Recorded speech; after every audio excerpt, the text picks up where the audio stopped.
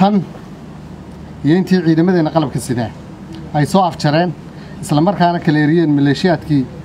caasimadda ummadda Soomaaliyeed dhexdeeda kaga dhawaaqay inaan dawladda jirin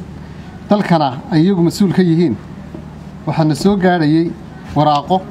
hambalyo iyo dhiirigelin ah oo inagu boorinaya inaynu adkaysano nabadgelyadeena iyo dawladnimadeena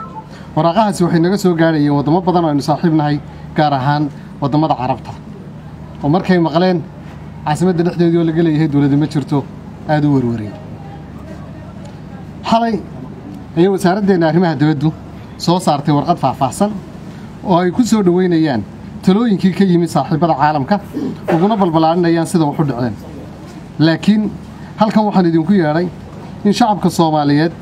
aynu u sheegno ay la wadaagtaan in waraaqahaas ay ku dhex jirtay warqad midab kale leh oo mustaqbalka dalkeena way keenaysay mid madow muddo aad u dheer Soomaaliya iyo dawladda Imaaraadka Carabtu waxa ka dhaxeeyay xiriir walaaltinimo mid dhaqan iyo mid ganacsi oo waliba aad u qoto dheer xiriirka labada dal iyo labada shacab waxa lagu tilmaami jiray walaalihii runta ah dadka Soomaaliyeed waxay muddo dheer u hayeen dawladda Imaaraadka Carabta iyo shacabkeedaba qadarin aad iyo aad u weyn ilaahay ha u naxariisto Sheekh Zaid bin Sultan Al Nahyan wuxuu ku qornaan jiray qulubta shacabka Soomaaliyeed aadna way u jeclaayeen sababtoo ah weligood wax dhibaateynaya kuma samayn wax taraya mooyaane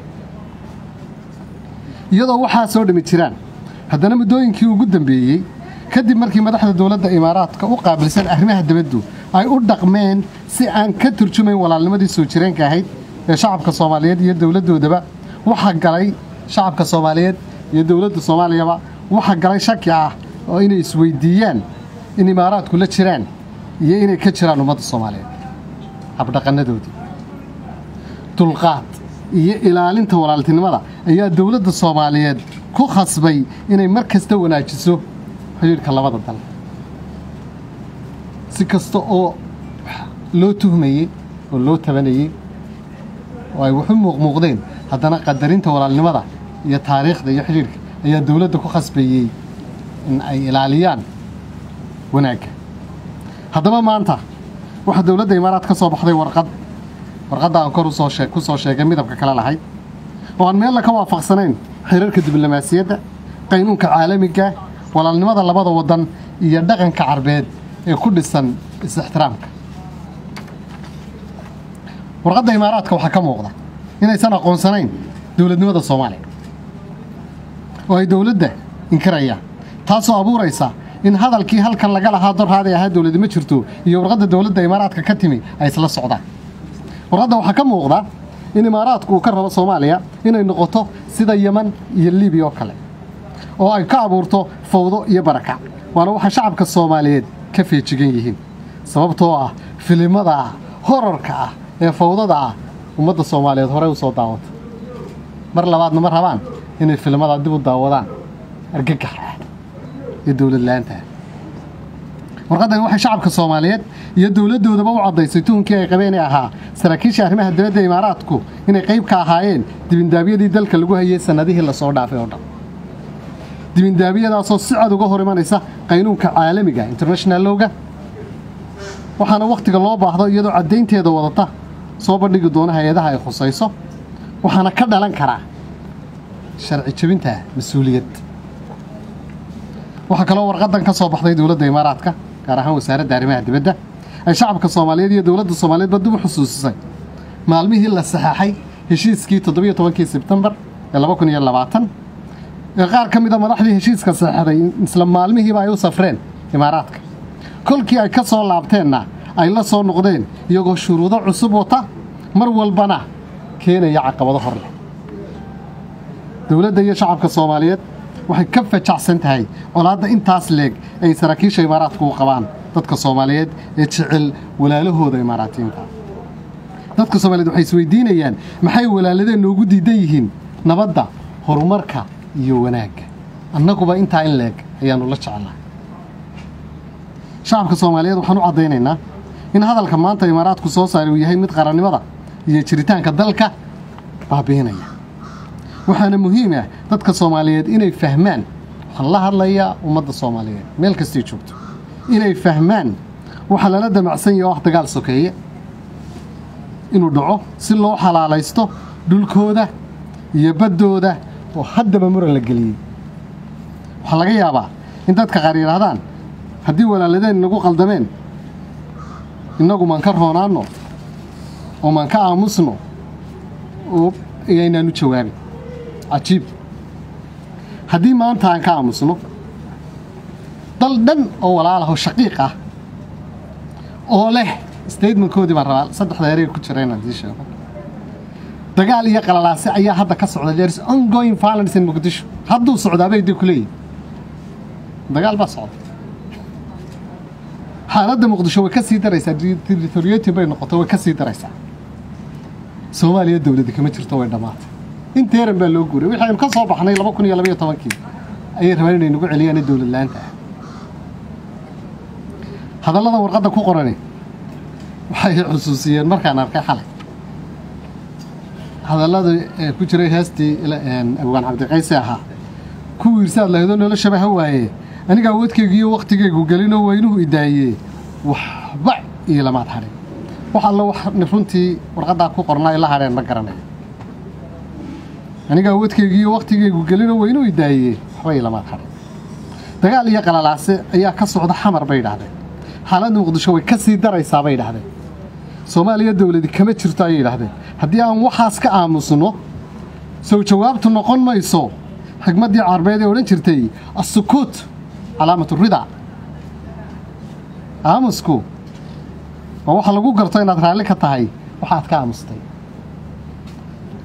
nidaar qabaanigii reer Siiriyana waa sii fogeeyay aamusko sukuutka wuxuu yiri waxa weeye waa ihtiyaaj iyo waji iyo alam wuxuu ku aamus hadaad ka aamusto gartaada waxay ka dhigan tahay inaad hoos u dhigtay qabkaagii iyo qiimahaagii taasna haddii aanu Soomaali nahay inaanu qabkayga iyo qiimahayaga hoos u dhigno dhaqanna uma leeyin hidana uma leeyin sinaan ayaanu dhaqan u leenahay inaanu bini'aadamka la simanahay Soomaaliya waa dal xor ah oo madax bannaan sida uu dhigayo axadka qaramada midoobay United Nations Charter madax bannaanida dalna laguma xad gudbi karo madax bannaanidu kuma xidhna dhaqaale bad iyo balac iyo juqraafi toon dalka ugu yar ee 100 kuna iyo ka ugu badan ee 1.5 billion ka according to the international law waa isku xuquuq dadku way sameeyeen ninna caarma dheera sovereigns are equal and have equal sovereignty all states are equal and have equal sovereignty dawladda Soomaaliyeed waxa ka go'an inay difaacdo madax bannaanideedaas qarameed waana ka tanaasulay arrinta doorashooyinka oo warqadda ku qoray waxaanu cadeynaynaa inay tahay arrin khusaysa arrimaha gudaha Jamhuuriyadda Federaalka Soomaaliya arrimaha gudaha ee Soomaaliya mana jiro dal ogolaanaya in qof waliba ka hadlo doorashada dalkiisa dal qura oo ogolaan kara in doorashadiisu ay noqoto timir xabaal taala ma jiro sababta darteed waxaan rabnaa inaan u sheegno dhammaan dunida saaxiibada iyo wadamada aan saaxiibka ahaynba in arrinta doorashadu ay tahay arrin gudeed internal and domestic affairs waxaan uga digayaa cid kasta oo ku fikiraysa faragelin inay dib uga joogsato cidii aan wanaag iyo horumar nagala shaqaynaynin fadlan dib inagu filan faraq iyo gacmaha ayaan ku haysanaa oo cadow baan dagaal kula jirnaa iyo dib kale anoogu dareen haddii aan horumarkayga iyo iftiinka dawladnimo ee noo soo baxaya ku farax gelinaynin ma samayn karno waxa ku farax gelinaya oo ah inaan istilno oo qaxno oo gumowno qofka aanay farax gelinayn horumarkeena iyo dawladnimadeena maanta waxa farax gelinaya oo garanayna taana ma samayn karno oo dib uma laaban karno ugu gabagabadii walaalaheena Imaaraadku iyo warqadoodii xalay ka soo baxday wasaaradda arrimaha dibadda iyagoo u malaynaya inaanan arkayn habdhaqankooda waxay xusuusinayaan xigmadii Mawlaana Jalaaluddin Rumi ee ahayd Look at my eyes. They are small, but they say enormous things. Indhahaygu way yaryar yihiin, laakiin wax badan bay u jeedaan. Laga yaabaa inay isla yihiin Soomaaliya. Waa dal soo koraya, oo soo dhismaya, soo kamaya. Laakiin wax badan ayaa inoo muuqda, oo aynu jeednaa. Ugu dambayn, iyadoo waxaasoo dhan lagu sameeyey, annagoo ah dal iyo dad ka soo kabanaya burbur iyo dhibaatooyin dagaal oo aan rabin inay dib ugu laabtaan jidkii foosha xumaa, waxaan dawladda walaalaha ee Imaaraadka ka rajaynayaa inay noo fasirto hadalka gefka ku ah qarannimada iyo jiritaanka ummadda Soomaaliyeed, khaladka ay gashayna ay ka cudur daarato. ma rabno kelmadeeda ugu dambaysa u fiirsada ma rabno in jiilasha soo socda ee Carbeed aynu uga tagno godob iyo taariikh madow oo dhaxalsiisa inay noqdaan qaar aan isu hiilin oo isnacab. ma rabno in jiilasha soo socda ee Carbeed aynu uga tagno godob iyo taariikh madow oo dhaxalsiisa inay noqdaan qaar aan isu hiilin oo isnacab. aad iyo aad baa u mahadsantihiin.